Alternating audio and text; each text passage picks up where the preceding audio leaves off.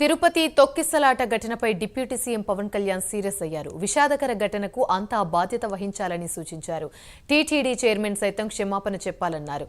అయితే పవన్ కళ్యాణ్ కమెంట్లకు స్పందించిన BR Naidu press meet పెట్టి క్షమాపణ అవసరం లేదన్నారు.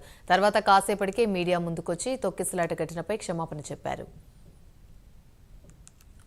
ఏఈఓ వెంకయ్య చౌదరి గారు కానీ, ఈఓ శ్యామలరావు గారు కానీ, చైర్మన్ బీఆర్ నాయుడు గారు కానీ, టీటీడీ బోర్డు సభ్యులు, పాలక మండలి సభ్యులందరూ కానీ మీరందరూ వచ్చి ఒక్కొక్క వ్యక్తి గురించి కథ వింటే అప్పుడు మీకు బాధ అర్థమవుతుంది. క్షమాపణలు చెప్పండి.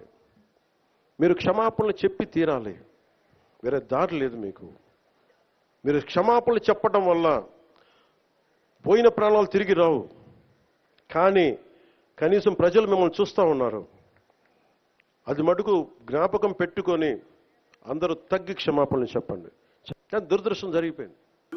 మనం ఎవరి మీద నెట్టట్లేదండి, అది ఎంక్వైరీలు తేలుతుందండి. మనం ఇప్పుడు నేను కూడా ఎవరు పలాని XYZ మీద నెట్టట్లేదు.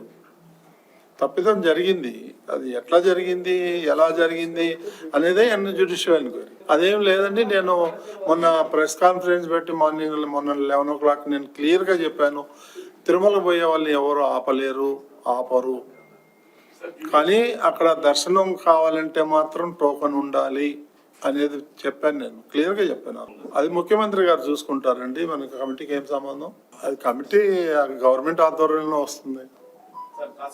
కొద్దిమంది చైర్మన్ గారు క్షమాపణ చెప్తే చెప్పడంలో తప్పులేదు. చెప్పినంత మాత్రాన చనిపోయిన వాళ్ళు బతికి రారు కదా. అది అవన్నీ ఎవరో ఏదో మాట్లాడారంటే వాటికన్నిటికీ స్పందించాల్సిన అవసరం లేదు.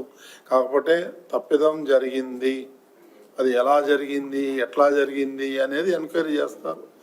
బాధ్యుల మీద కఠినమైన చర్యలు తీసుకుంటారు, అందులో ఏమాత్రం డౌట్ లేదు. ఎవరైతే క్షతగాత్రులు ఉన్నారో వాళ్ళందరికీ ఆర్థిక సాయం కానీ, ఉద్యోగం కానీ, వాళ్ళ పిల్లల చదువు కానీ ఇవన్నీ టీటీడీ నుంచి ఏర్పాటు చేయాలని ఆదేశించారు.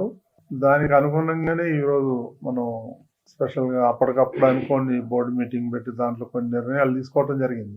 సో అదేవిధంగా పవన్ కళ్యాణ్ గారు ఏదైతే సూచించారో ఆ సూచనలు కూడా తప్పకుండా స్వీకరించి ఈ భక్తులు ఎవరైతే ఉన్నారో వాళ్ళందరికీ కూడా బేషరత్తుగా మా బోర్డు తప్పిదం లేకపోయినా మేము భక్తులందరికీ బోర్డు తరఫున క్షమాపణలు చెప్తున్నాం.